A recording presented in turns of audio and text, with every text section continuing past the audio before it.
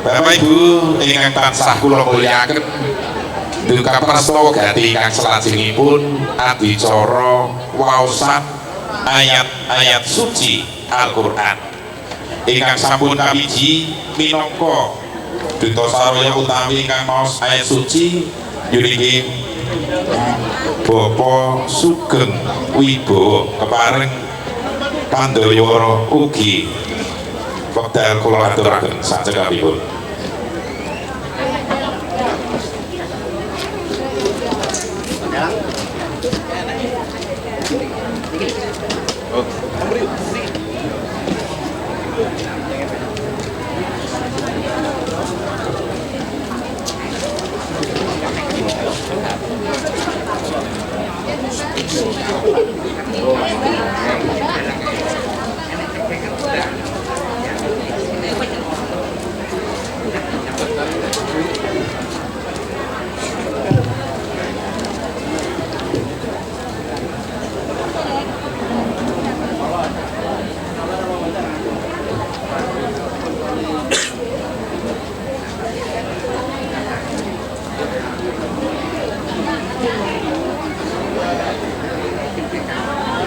Assalamualaikum warahmatullahi wabarakatuh.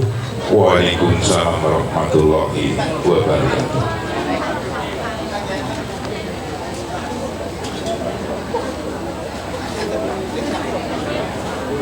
A'udzu billahi minasy syaithanir rajim.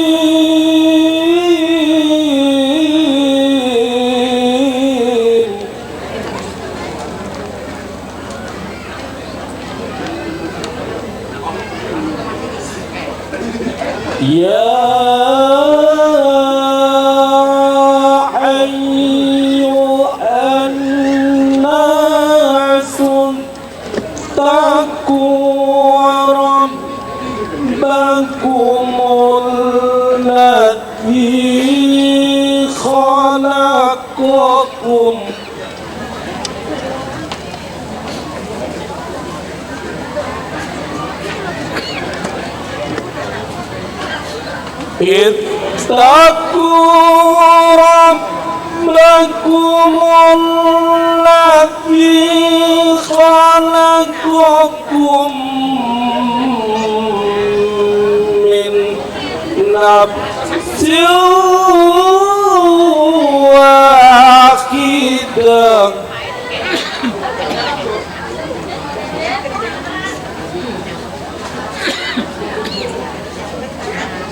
Khalaqakum min nafsin wahidatin wa khalaqa minha zawjaha wa batha minhuma rijalan katsiran.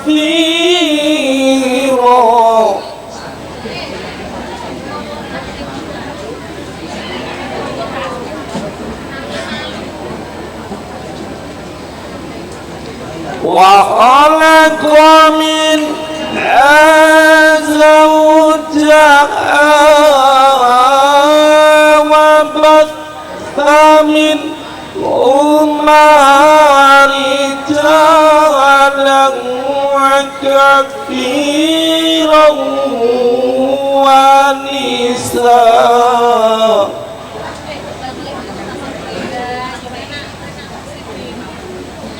Wattaqullaha alladzi tasaaluna bihi wal arham.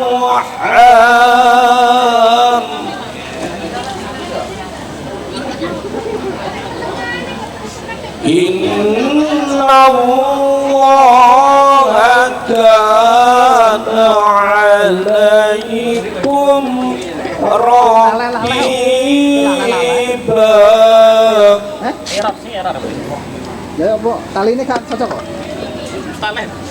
Dan tali ini Allahu Akbar. Bismillahirrahmanirrahim.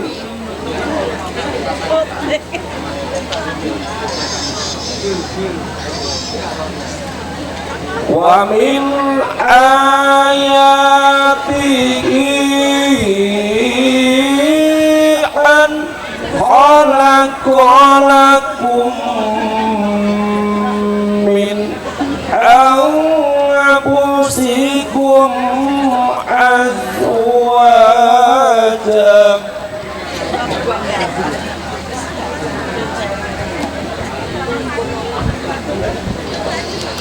min anfusikum azwajan litaskunu ilaiha wa ja'ala bainakum mawaddatan wa rahmah.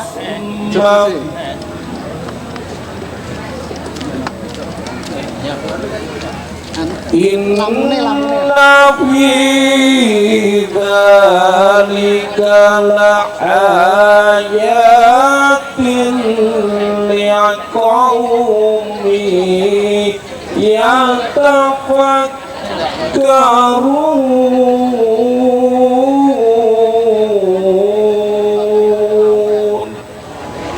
Sadaqallahul azim. Assalamualaikum warahmatullahi wabarakatuh. Waalaikumsalam warahmatullahi wabarakatuh. Kanthi waosan ayat-ayat suci Al-Qur'an kala wau mugi dados nyopan jurum doa wonten ngarsa dalem Allah Subhanahu wa taala. Mugi-mugi anggenipun mangun lelombaning madyaning bebrayan agung Sri Atmaja temanten kekalih yen nggih Mbak Ayu Retno Galuh, Mbak Ayu Retno Galuh Prabawati kalian Mas Arya Aula Agdestira sanggeta manggih rahayu wilujeng tentrem lan ayem keluarga ingkang sakinah mawaddah warahmah. Allahumma amin. Nggih. Para tamu sinedahan ingkang tansah kula mulyakaken ndungkap prastawa gatos lajengipun mangke wonten atur pambagya harja. Namung saderengipun kagem lelipur sawetawis tunggal lagon menika dipun regengaken kalian grup Elektun saking Cinta Nada. Ayo nok diaturke sak lagon rumiyin kersane mboten sepaneng. Nggih. Ayo jumeneng salah setunggal. Menika wonten 3 penyanyi utawi dawati. Wonten Mbak Astuti saking Kedunggalar ingkang kidul piyambak. Jan glewo. Ingkang nomor kalih wonten Mbak Ami saking Gondang Sragen. Ayo jumeneng kabeh pambuka mangke diaturke setunggal lagon. Ingkang pungkasan Mbak Rika saking Kitong Rambe. Nggih. Nggone buah apokat. Monggo 3 widowati diaturke setunggal lagon kagem panglipur.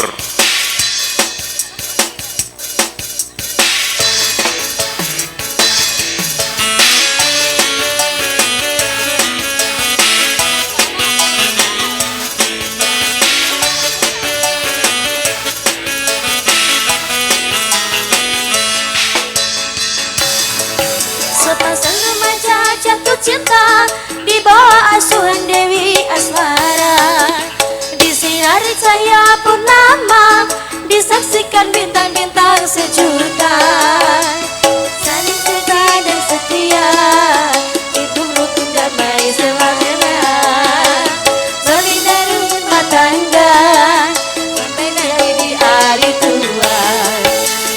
ini suci dan mulia, bila tak didengki dan duka. Rasa cinta ini bahagia. Inggih dumateng Sinoman ingkang badhe atur pasugatan. Kula nyumanggaken nggih kondisional kemawon, kula nderek kemawon. Membina rumah tangga.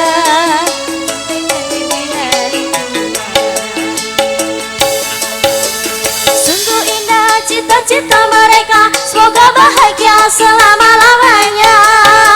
Sungguh indah cita-cita mereka, semoga bahagia selama-lamanya.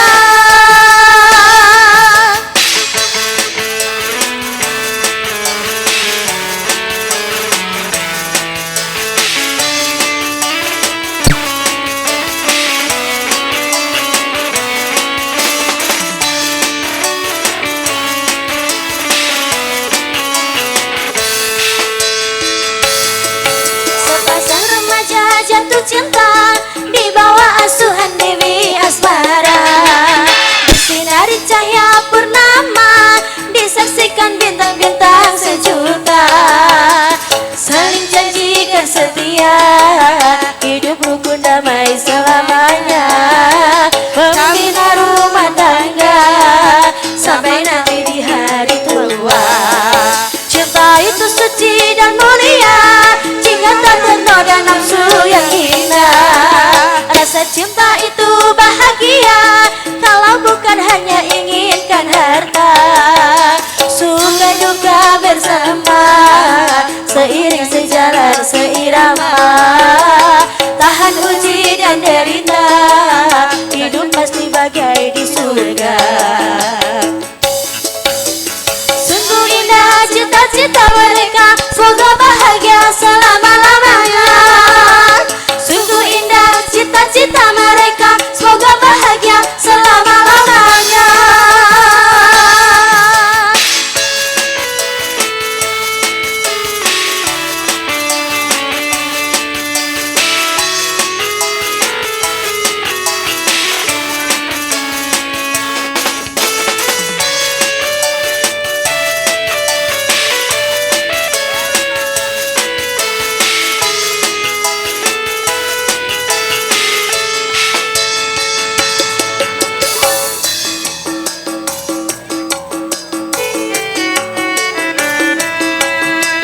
Cinta itu bahagia, kalau tak berpihak dari derita. Saling janji dan setia, disaksikan bintang sejuta. Membina rumah tangga sampai nanti di hari tua. Cinta itu suci dan mulia, jika tak ternoda nafsu yang hina. Rasa cinta itu bahagia, kalau bukan hanya inginkan harta. Suka duka bersama, seiring sejalan seirama. Tahan uji dan derita, hidup pasti bagai di surga. Sungguh indah cita-cita mereka, semoga bahagia selama-lamanya. Sungguh indah cita-cita mereka, semoga bahagia selama-lamanya.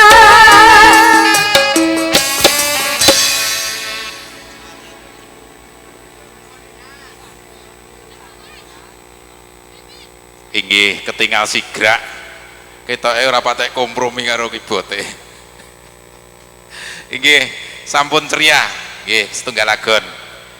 Para tamu sinedahan prastawa gadis lajengipun krobongan jangkep. Ayo diaturke Ibu Pertiwi.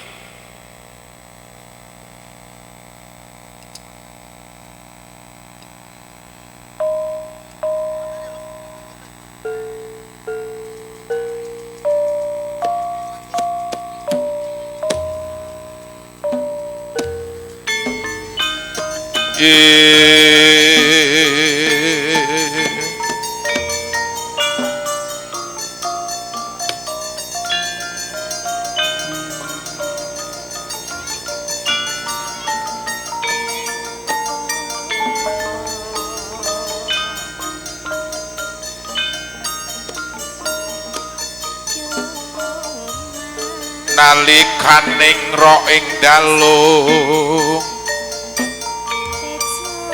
wong agung mangsa semedi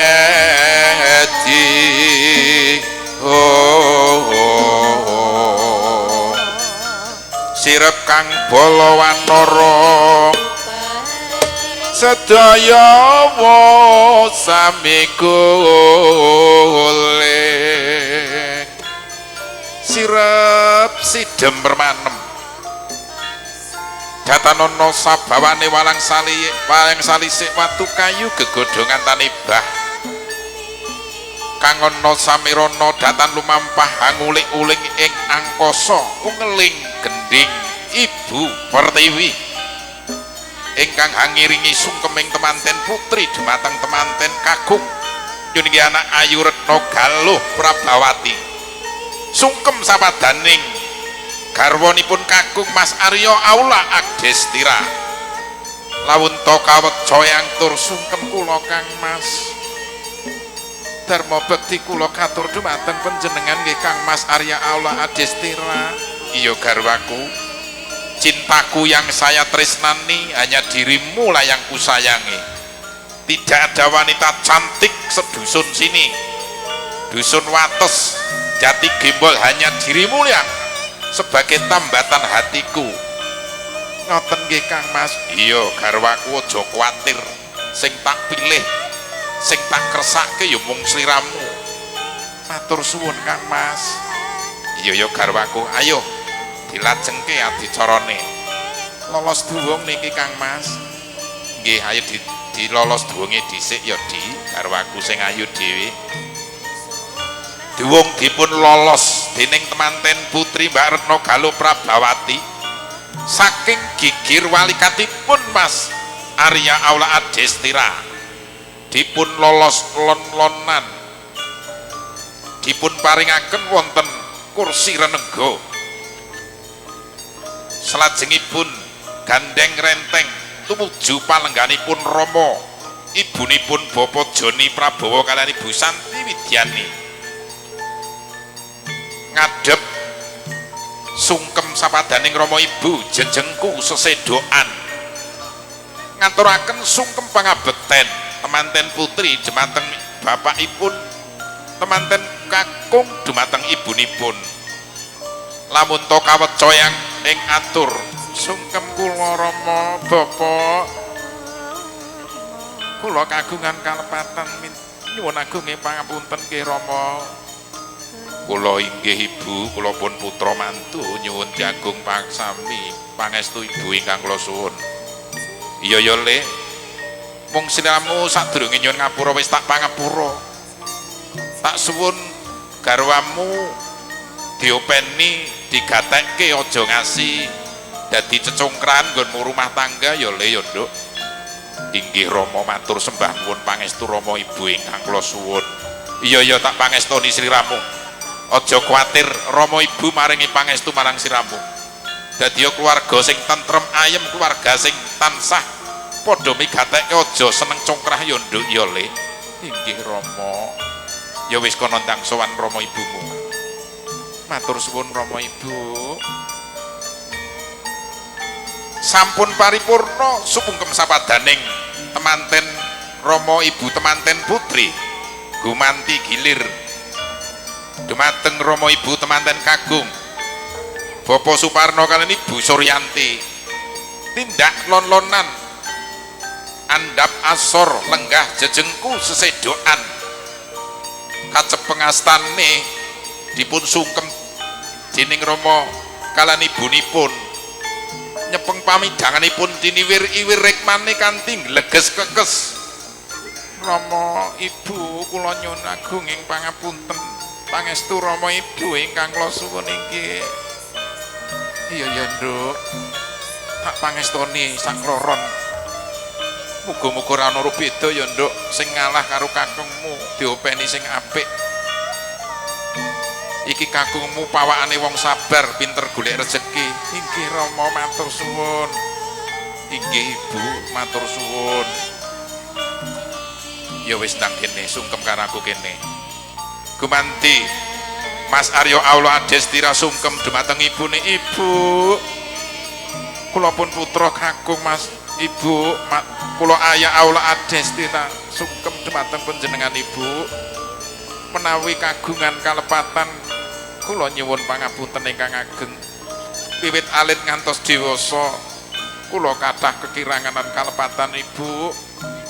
Ing kalenggan punika namung pangestu Ibu ingkang kula suwun. Iya le aja kuwatir. Tak pangestuni sak kloron. Ibu nganti nangis iki. Loe mbrebes mili ora iso tak tahan. Iki jarikku ngasik teles lho Le, bayangke sliramu. Inggih Ibu matur suwun sanget pangestu Ibu ingkang kula suwun.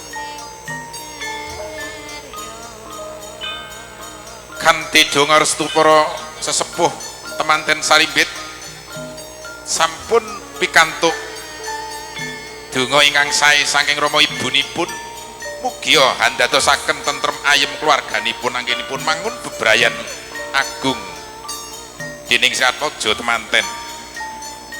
Saparipuraning sumungkem sapadaning Rama Ibu prastawa gati salajengipun yuning adicara adat Jawi kacar kucur tampa bogo lan kaya. Mas Arya Aula Adestira nyambut gawe bekerja keras mencari rezeki untuk diberikan nafkahnya kepada istrinya yuning Mbak Retno Galuh Prabawati, rezeki yang halal, dapat rezeki 1 juta, 2 juta, 10 juta, semuanya dikasihkan sama istrinya. Beda nek tukang elektron entuk 1 juta wene bojone 200. Tukang keyboard lho. Nggih. Kanthi remening penggalih Mbak Retno Galuh Prabawati nampi rezeki ingkang halal dipun tampi dipun sok glogok saking kursi saking Ploso Kolonjono dipun aturaken beras kuning arto receh sedaya dipun paringaken kekayaanipun rezekinipun dumateng garwanipun dipun tampi dipun lempit dipun aturaken dumateng Rama Ibu menika dipun titipaken rezekinipun wonten gedhong paceklik. Mbok bilih benjang dipun suwun dipun manfaataken kagem modal kepareng dipun paringaken malih.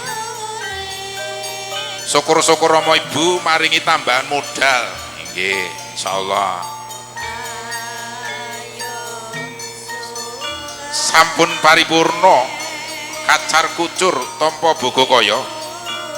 Kalajengaken atur dahar kembul. Dahar kembul artosipun dahar sesarengan. Sratmaja temanten putri maringi dahar dumateng kakungipun. Gumanti temanten kakung maringi dahar dumateng garwanipun. Setunggal mbaka setunggal dipun pendhetaken lawuhipun ingkang mawarni-warni. Warni-warni raosipun wonten raos pedes, raos asin, wonten raos gurih. Sedaya dipun campur aduk menika pralambang menawi gebyur lelombaning madyaning bebrayan menika boten gampil. Badhe amanggi maneka warna lelampahan. Wonten lelampahan raos remen, wonten lelampahan raos susah lan sapanunggalipun. Menika gebyur rumah tangga ingkang badhe dipun alami. Pamuji donga mugi-mugi Mbak Ayu Retno Galuh Prabawati kalian Mbak Mas Arya Aula Adestira manggih tansah bagya tuwin mulya.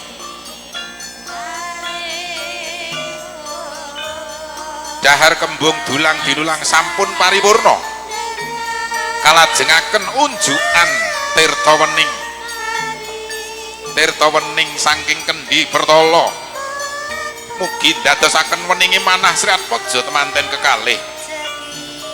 Wonten gelas suci ingkang awarni pethak andhesaken sucining Sratmaja temanten kekalih anggenipun mangun lelumban bab bebrayan agung.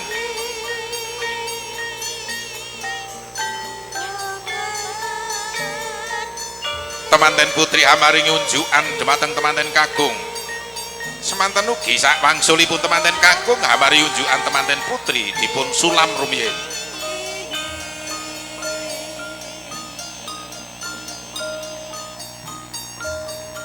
Ayo dihabis nih gak apa-apa. Sangka sendang dilagah.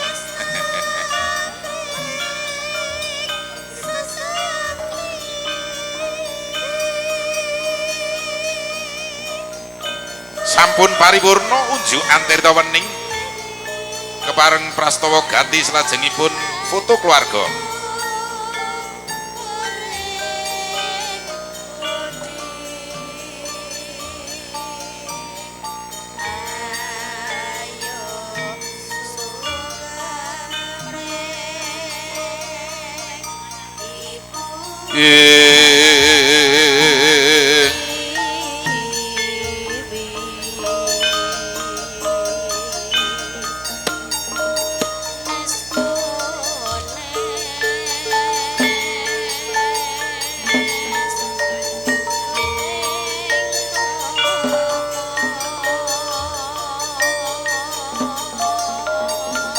Adicara foto kalian Rama Ibu kaleksanening sedya Siru Sumbaga sampun meratitisaken foto keluarga utawi foto cecitran.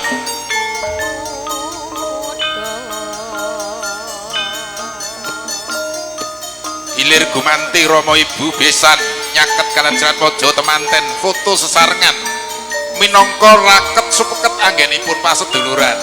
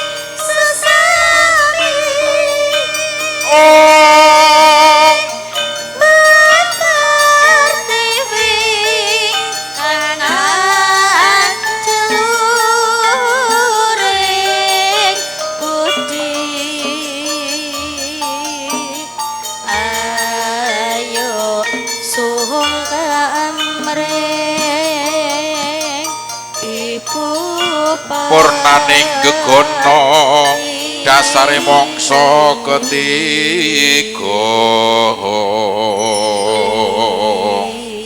panetan Hanjrah Mas.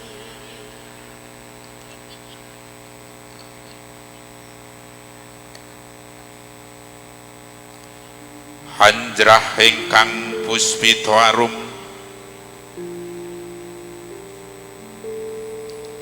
kasaliring samirana mbreng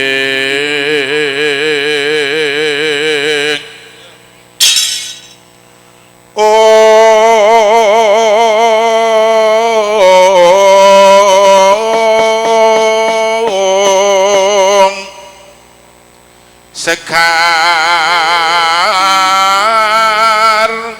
kadung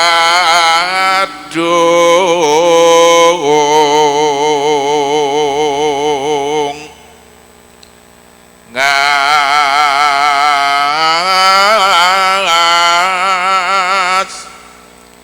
kandanyo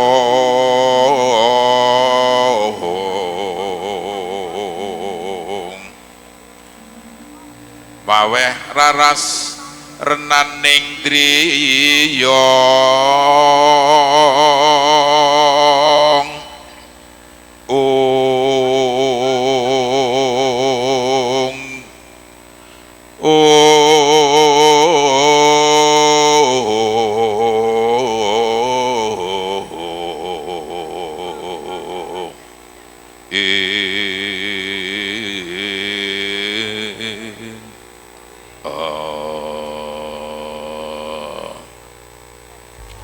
Inggih sampun paripurna prastawa gati adicara krobongan jangkep. Para tamu sinedahan ngaturaken agunging panuwun menika kula minangka pambyara para aturipun Bapak Joni Prabowo kaliyan Ibu Santi Widyani atas kerawan panjenengan sedaya wonten adicara resepsi kalenggan punika.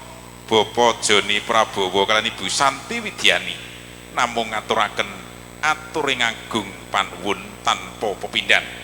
Mbok bilih kerawan panjenengan panjurung doa wonten ngarsipun Allah Subhanahu wa taala.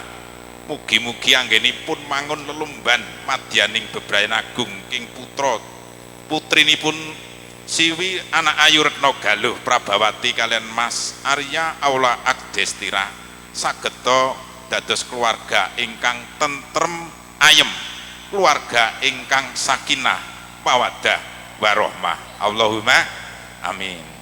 Para tamu sinedahan prastawa gati salajengipun yuninggi atur pambagyo herjo ingkang sampun kapiji minangka duta saraya atur pambagyo harjo karo kinurmatan dumateng Bapak Kades Bapak Lurah Setyo Narko kepareng ngaturaken atur pambagi harjo sumangga kula aturaken Pandayawara ugi wekdal sak cekapipun.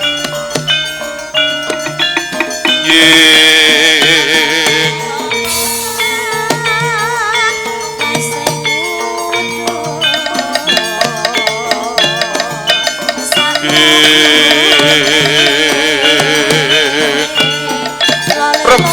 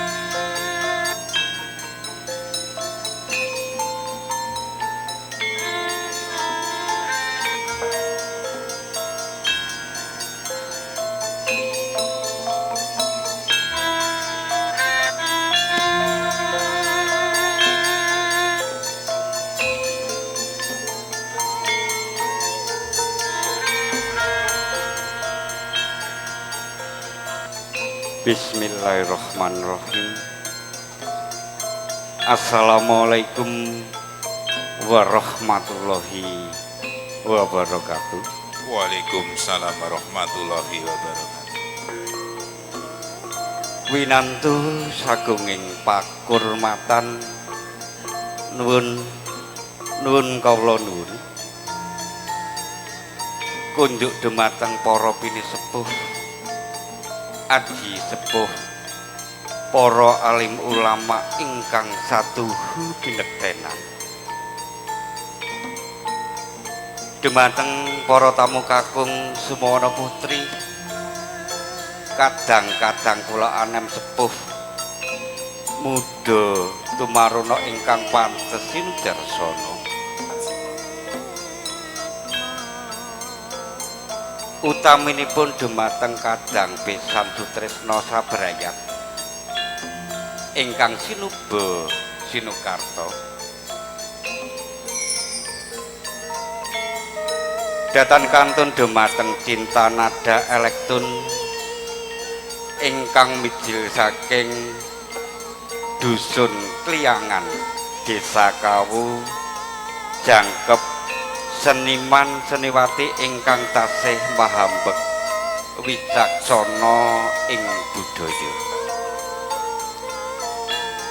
purwa widodo rahayuning atur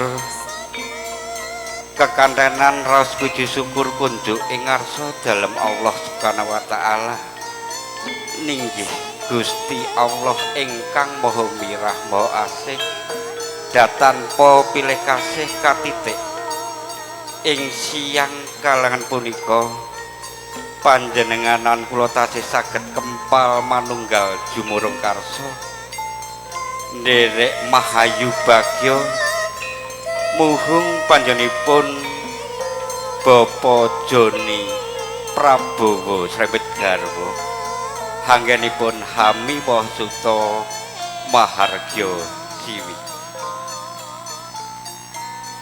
ingkang saklajengipun keparonga kula pun Budi Sulistionarko cumantaka lancang ngadeg ing ngarsa panjenengan awit kula ing mriki minangka sulih sarira tetaling atur saking panjenenganipun Bapa Joni Prabowo Srembet Garwa ingkang wekdal punika boten kadugi matur karana bebek bombong ing penggalih ingkang tanpa pepindhan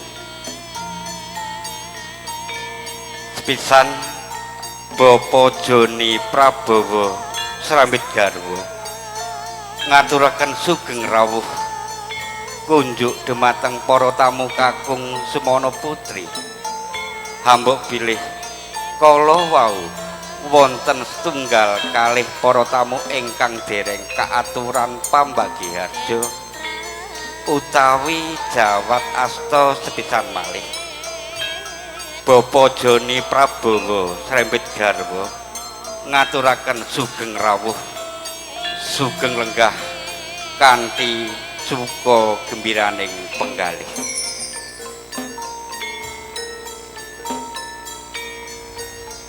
jangkep angka kalih Bapa Joni Prabowo Srembet Garwa ing siang punika ngaturaken agunging panuwun ingkang tanpa pepindhan awit saking ikhlasipun manah panjenengan sedaya sampun kraya-raya nisihaken wekdal saperlu nuhuni undanganipun Bapa Joni Prabowo Srembet Garwa hanggenipun Hami Wasuta Mahargya Siwi ijab kabul manut syariat Islam lan satataning nagari sampun kelampahan kala injang watawis tabuh 6 kanthi lancar rancak boten wonten aral satunggal punapa-punapa saha dauping Sri penganten manut satataning adat widi widana ingkang tasih lumampah ing tlatah dusun Wates Jati Kimbul mriki sampun kelampahan watawis tabuh sedasa kanthi nirbeda nir ing sambikala pramila Bapa Joni Prabowo Srembet Garwa nyuwun tambahing donga pangestu mugi anak mos kekalih hanggenipun gebyur ing bebrayan agung tansah manggih bagya mulya sembodo kang jinangka jumbuh kang kagayuh basuki kang kaesti satemah saged ndadosaken salah satunggaling bale wisma ingkang sakinah mawaddah warahmah amin Ewa semanten Bapak Joni Prabowo sambet garwa tansah nglenggono bilih pawiwahan prasaja ing siang punika tartamtu boten saged kelampahan tanpa panyengkuyung handika sami pramila dumateng tangga tepalih mitra pitepangan utaminipun kadang-kadang Sinoman ingkang sampun sabiyantu awujud menapa kemawon wiwit saking bondo probya bahu suku eguh pratikelan sanes-sanesipun ingkang sedaya kala handamel rancak miwah entenging pawiwahan ing siang punika. Bapak Joni Prabowo sarewit garwa boten saged matur punapa-punapa kadhawi memuji ing ngarsanipun Ilahi Rabbi mugi sih kadarmen panjenengan tansah pikantuk piwales ingkang sae saking ngarsanipun Allah Ta'ala. Amin ya rabbal alamin.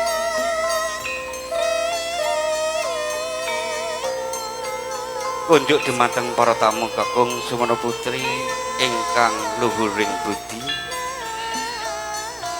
pilih pawiwahan prasaja ing siang punika sejatosipun sampun rinancang rinumbuka kanthi tumata sampun dipun niknik kanthi daki-daki parandene tumampak ing lampah tasih kekirangan saking samudayanipun utamanipun ing babakan suguh gupuh miwah tumpang sohipun para abdi dalem Sinoman ingkang marak sowan lados kirang nuju prana mugi diagunging pangaksama.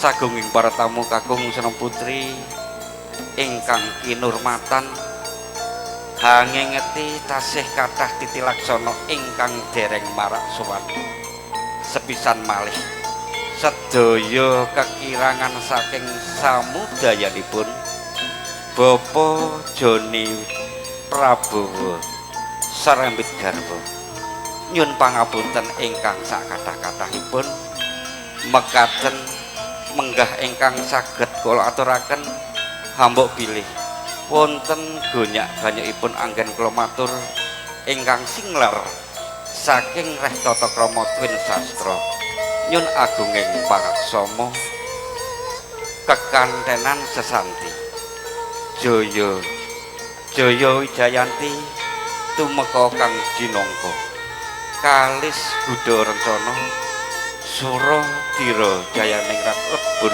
dening pangastuti hayu rahayu mugi rahayu. Billahi taufiq wal hidayah. Assalamualaikum warahmatullahi wabarakatuh. Waalaikumsalam warahmatullahi wabarakatuh.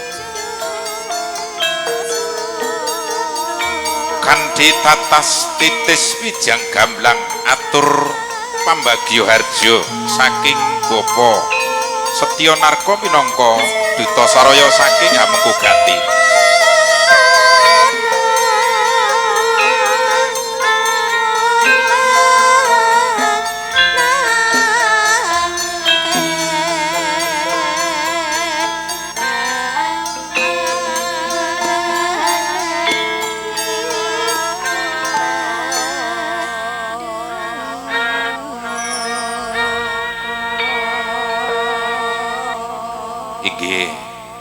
Dasar Bapak Kades dados basa tata kramanipun sae runtut